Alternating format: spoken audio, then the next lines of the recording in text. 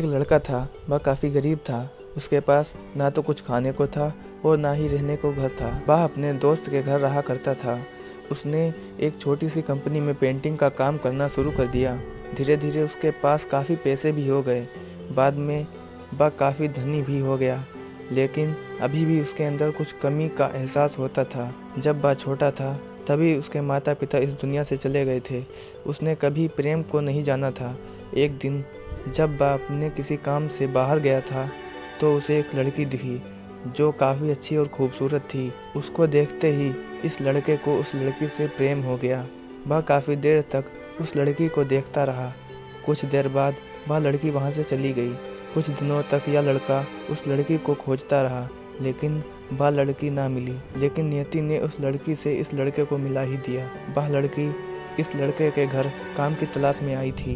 लड़के ने लड़की को तुरंत घर के काम के लिए रख लिया। जब वह लड़की इस लड़के से मिलने आई थी तो उस समय इस लड़के ने कुछ शब्द भी साफ से नहीं बोल पाए, जिससे लड़की को लगा कि यह लड़का गूंगा है। लड़का भी जान गया था कि यह लड़की हमें गूंगा समझती है। इसके साथ ही साथ यह लड़की समझ गई थी कि यह लड़का इस घर का नौकर है, ना कि मालिक है। अब जब भी यह लड़का उस लड़की के पास जाता था तो गूंगा बन जाता है। धीरे धीरे वह लड़की इस लड़के पर काफ़ी रहम खाने लगी। अब उसे इस लड़के के लाचारी पर प्यार होने लगा, लेकिन फिर वह लड़की इस बात से डर कर पीछे हट जाती थी।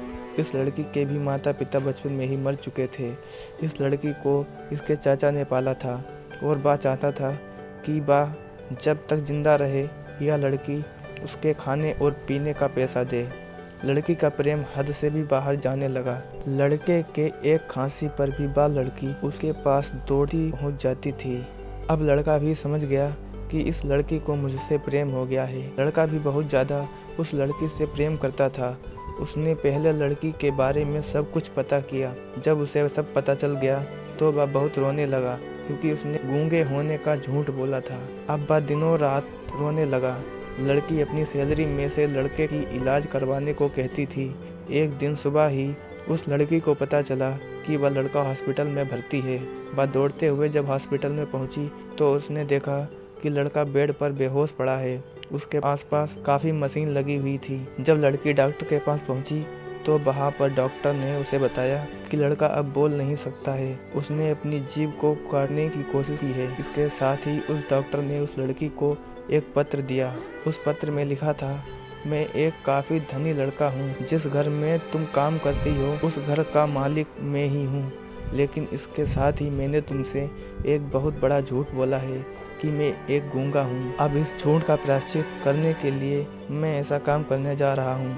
इसके साथ ही तुम मेरे घर से मेरे मैनेजर से पैसों को लेकर अपने चाचा को दे देना और एक नई जिंदगी की शुरुआत करना। अगर हो सके तो मुझे माफ़ कर देना, तुम्हारा दोषी। इस पत्र को पढ़ने के बाद उस लड़की की आंख आंसू से भर आई। वह दौड़ते हुए मंदिर में गई। उसने भगवान के सामने कसम खाया कि जब तक वह लड़का बोलने नहीं लगता है तब तक वह कुछ नहीं खाएगी, भले ही वह मर क्यों न जाए। इधर डॉक्टर भी उस लड़के की इलाज कर रहे थे। ईश्वर ने दोनों के मन की बात कबूल कर ली और अब लड़का बोलने लगा, लेकिन वह अपनी याददाश्त खो चुका था। अब उसे कुछ भी नहीं आता।